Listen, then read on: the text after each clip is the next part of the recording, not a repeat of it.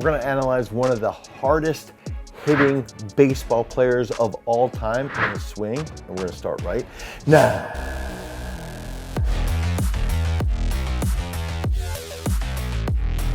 Right off the bat, when we're thinking about baseball, we're thinking about hard hitters, especially in present day, right? We're thinking about Kyle Schwarber, we're thinking about Judge, we're thinking about Mike Trout, and then I believe most importantly, we'll start to think about Giancarlo Stanton. And I think one of the major factors here is that when you start to bring up someone like Stanton, he can be polarizing to a point because he has been plagued with injuries to a point. He's a very tightly wound individual, but there's a lot to learn from his swing and from his ability to approach the ball and what is actually happening. And if we look at some of the fastest exit velocities of some of Stanton's biggest home runs, we can see a couple big factors. He can swing extraordinarily hard. What I think a lot of people struggle with is they struggle to differentiate coordination, so hitting capability. They struggle to look at someone like Tony Gwynn and the consistency at which Tony Gwynn could hit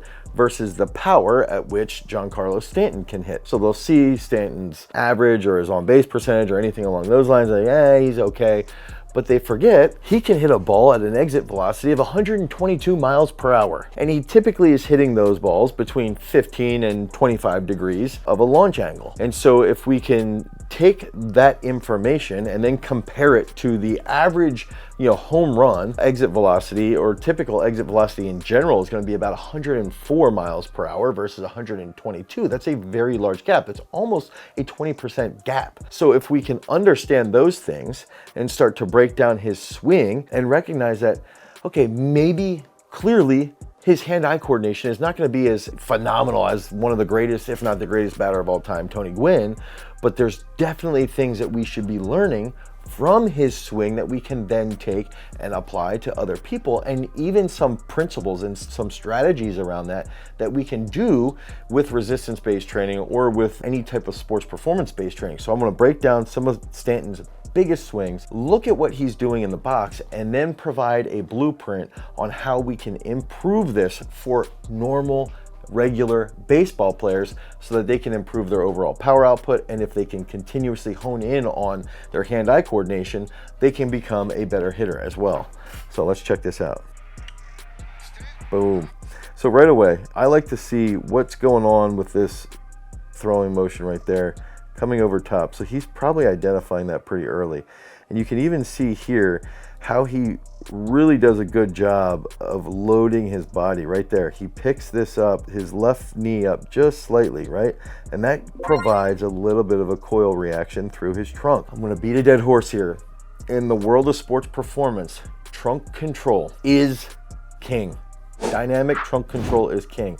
And that means coiling and uncoiling, coiling again, being able to transfer that energy into our hips and silencing and stabilizing our head through that dynamic trunk control will lead to better hand-eye coordination. And that's what he's doing here.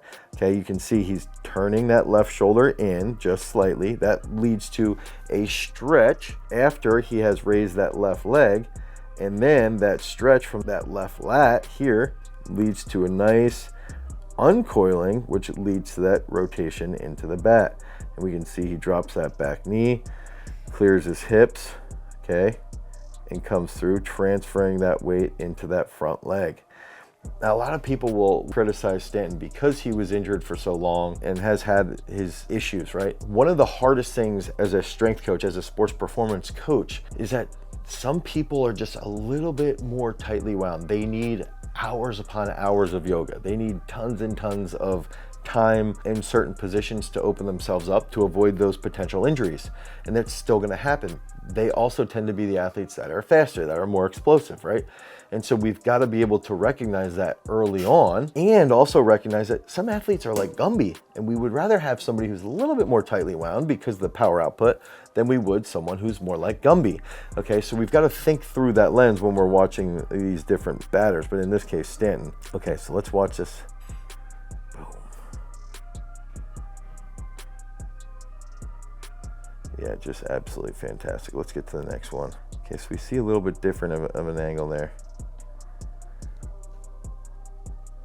And that's where we can see the stretch into that left lat there, and then this lowers. It's like stretch this way, lower here, which creates even more tension through the trunk, which is then transferred into the hands, right?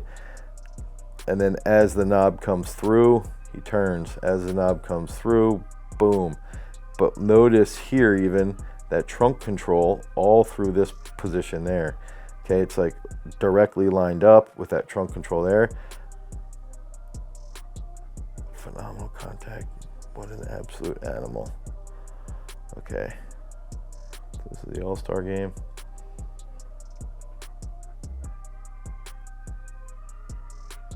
Actually, I don't think if we would go here.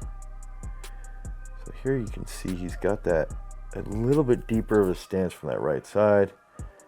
Raises that left knee just a little bit, right? And then as that left knee rises, that's when he creates the stretch shortening cycle from the left side. He identifies what's going on, loads up the hands. Okay, as he loads up the hands, that left leg now, after picking that up, starts to lengthen just a little bit. He identifies where the ball is early on, typically from the slot. So right there from the slot, he can see what's going on. He tries to predict the movement, and it's that stretch here, drop the hips down, stretch, drop the hips down and through, drop the hips down and through. The lead leg gets a nice step forward, and then you can turn on it from the knob, boom. But the head, and if you watch, this is very similar to what you'd see with like a very, very high speed analysis of Barry Sanders, of hurdlers. Their head, okay, is totally silenced. And what that does is that it helps improve that hand-eye coordination, and it helps from dynamic trunk control. So we can get through that position, and then you can turn on that and just absolutely send it to the moon. Oh, geez, that's sick. Okay, so let's look at that exit velocity, 112 miles an hour. So even in the All-Star game, he's hitting 10 to 12% faster than most players. So he sees that come out, and you can see what I'm talking about with the slot, right? He sees that, he identifies that. He knows there might be a little bit of movement on this, but he knows where that movement's gonna go. And then you can see from this angle what I was talking about with the lead leg. That lead leg just creating a little bit of a shortening position from the hips, then leads to a stretch. That left elbow comes across, which leads to a coil inside of his right gut, in his right oblique, which then enables him to sort of open through with that right hip as he's turning on the ball.